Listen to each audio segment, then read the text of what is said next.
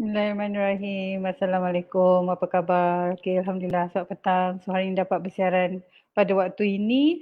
So saya nak kongsi tentang panduan makanan dan tips mengatasi menopause. Okey, so artikel kali ini saya petik daripada Bonda Rosita. So thank you so much Bonda Rosita. Dia kongsikan artikel yang sangat penting, sangat bermanfaat, berguna untuk wanita kerana semua wanita akan melalui fasa menopause. Okey. Right, so semalam saya kongsikan mukadimah menopause. So hari ini saya cuba beri kongsi lebih penerangan. So saya akan share sekejap.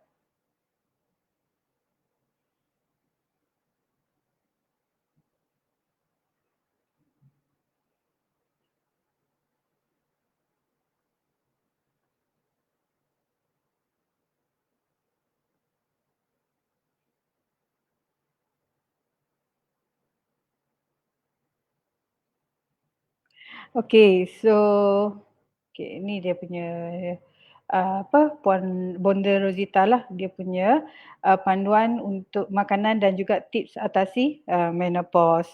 Okey, sekejap setting saya ni. Right.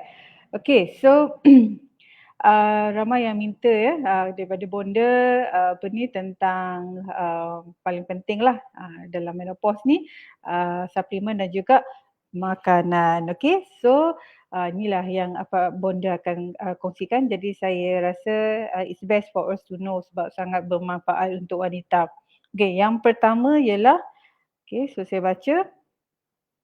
Um, Okey, pengalaman dan cara berfikir wanita barat dan timur tentang menopause ni sangat berbeza. Okey, tetapi wanita tetap perlukan informasi untuk sihat dan tenang. Okey, so putus haid ni disebabkan kejatuhan jumlah hormon estrogen yang dihasilkan oleh ovari dan menopause adalah masa peralihan. Okey, berakhirnya kesuburan dan tak boleh hamil lagi. Right. So penurunan atau ketiadaan estrogen bermakna perubahan kepada tenaga, ingatan, kesihatan tulang, hormon kencing dan kesihatan jantung. So memang wanita yang masih subur, hormon-hormon itu melindungi kesihatan wanita, tapi bila kita sudah melalui menopause, so kita kena berjaga-jaga. Alright.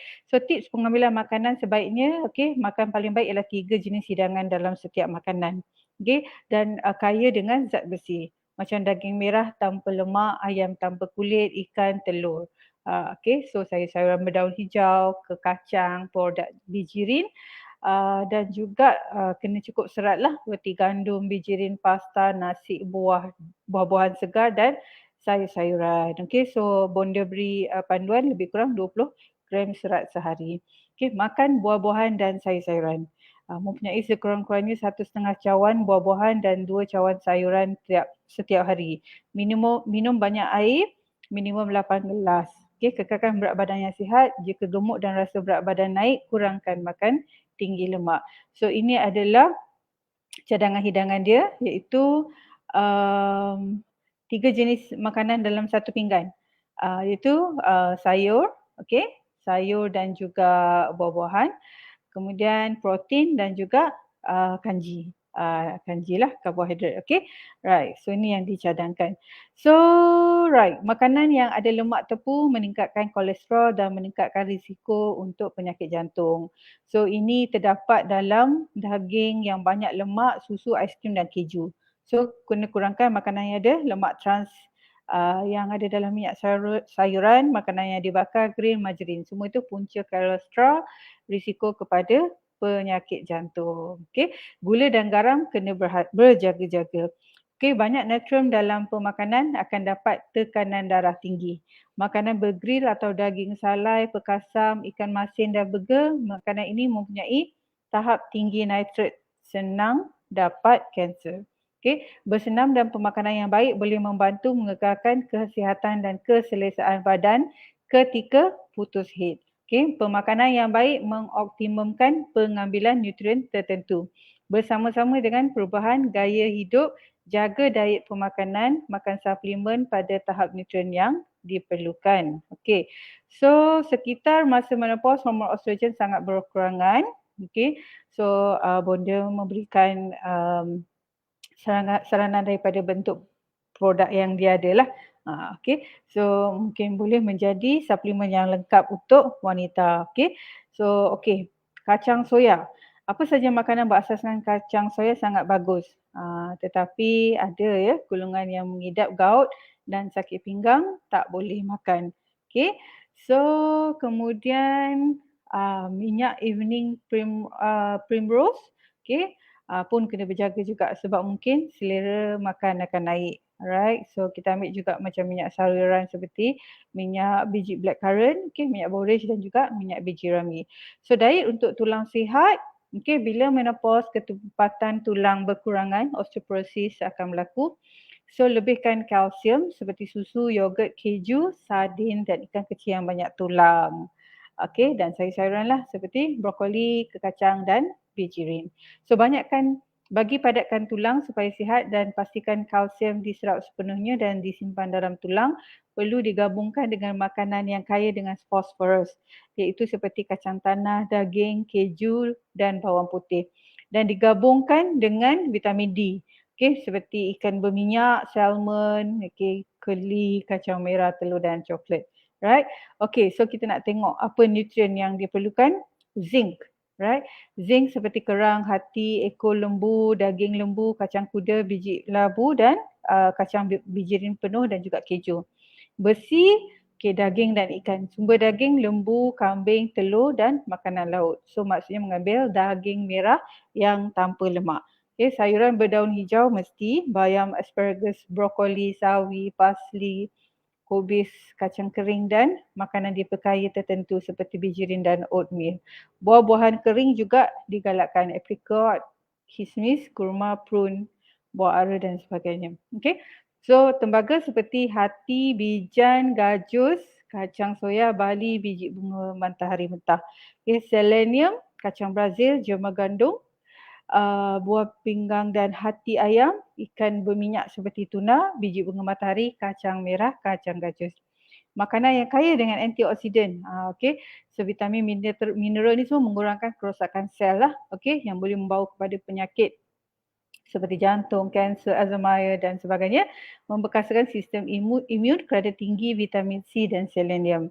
Okay, so antaranya ialah buahan yang mengandungi antioksidan tinggi berwarna ungu, merah dan biru. Seperti buah anggur, buah manggis, buah delima, buah blueberry, strawberry dan cherry. Okay, right. So ini yang Border kongsikan. Jadi tips kurus sihat yang baik di usia 40-an. Okay, so ni ada tips lah Bonda Rosita bagi. So pertama, elakkan minum teh. Okay. Kedua, tak ambil minum air gas dan minuman berkarbonat. Ketiga, banyakkan makan protein dari ikan. Okay, so kurang protein akan mengganggu penyerapan kalsium.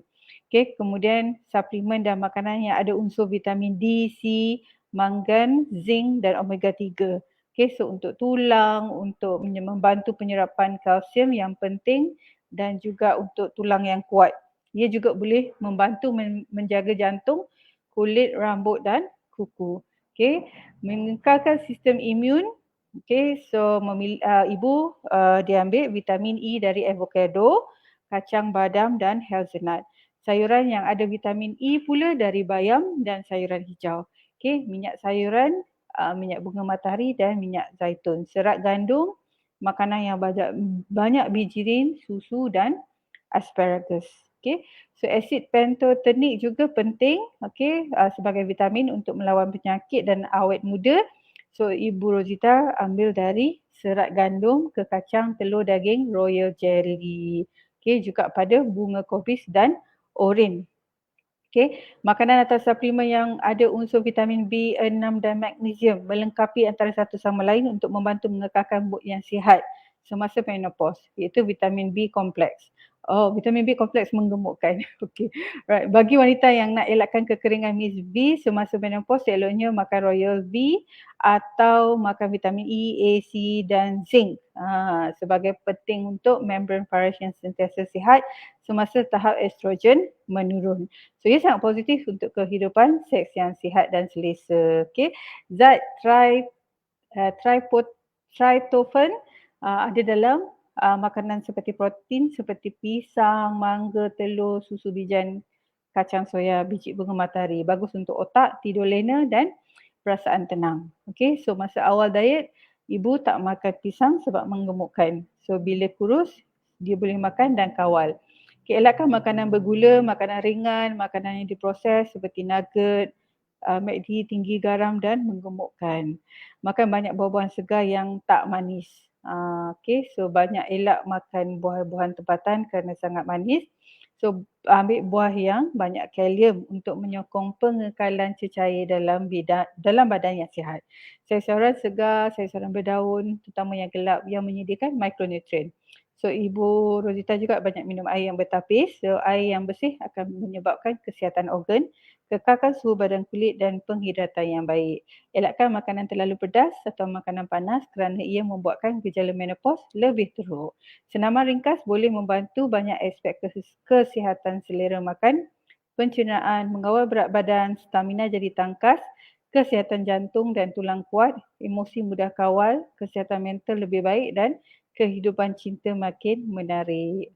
Okey, so ada juga senaman-senaman yang bagus untuk ibu selepas mengalami menopause. Okey, dia berjalan pantas, mendaki bukit, alright. Ada banyak senaman. Okey, bersikap positif, menyedut udara subuh, memulakan dengan mengaji Quran kerana nak aura baik masuk dalam badan setiap hari. Okey. So tidur dalam suhu bilik yang selesa, kualiti tilam yang menjaga tulang belakang, tidur dengan baju paling selesa dan paling lembut. Okey, juga ibu merendam kaki dengan garam, bersauna 3 kali seminggu selama 10 ke 15 minit untuk suhu 60 darjah Celsius. Okey. So istighfar, selawat, semua inilah zikir-zikir yang ibu kongsikan adalah zikir yang terbaik untuk emosi dan spirit seorang ibu itu.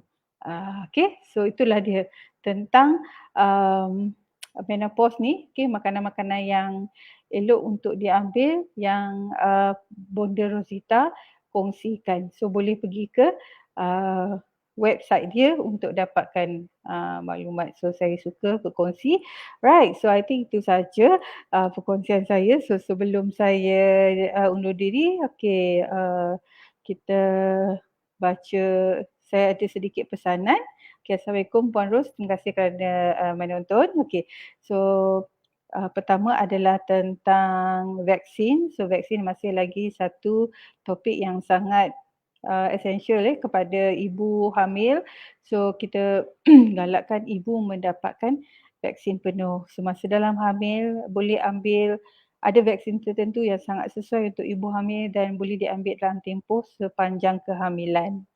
So jangan lupa selain daripada mendaftar di aplikasi MySejahtera, boleh walk in ke PV dengan bawa dokumen yang diperlukan.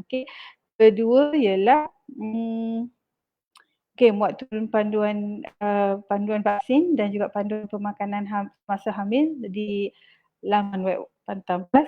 Ini adalah sebagai bacaan tambahan. Dan sekali saya ingin kongsikan tentang program fitness terbaru untuk wanita selepas tempoh hamil, selepas bersalin, selepas berpantang. Kita design program untuk mengembalikan stamina dan core strength, especially bahagian yang terlalu banyak bekerja sepanjang hamil dan semasa dalam labour room, iaitu kaki, punggung dan pinggang. So juga menyediakan plan diet yang sesuai untuk ibu menyusu dan juga senaman yang direka jika ibu ini hamil atau bersalin kembar, kemudian yang bersalin normal atau bersalin caesar. So we have that. So jangan lupa boleh hubungi tim saya untuk mendapatkan maklumat. So I think itu saja untuk hari ini. So memang kalau kita dah mula aktiviti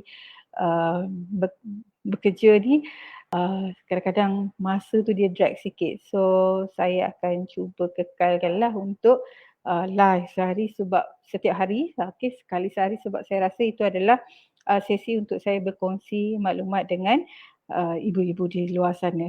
Okey, so untuk menopause ni sebenarnya saya dapat banyak kan, kita baca pun banyak bagaimana hendak menguruskan emosi dan juga fizikal yang berubah. Okey, selepas kita melalui ini dan ini juga adalah satu knowledge untuk saya.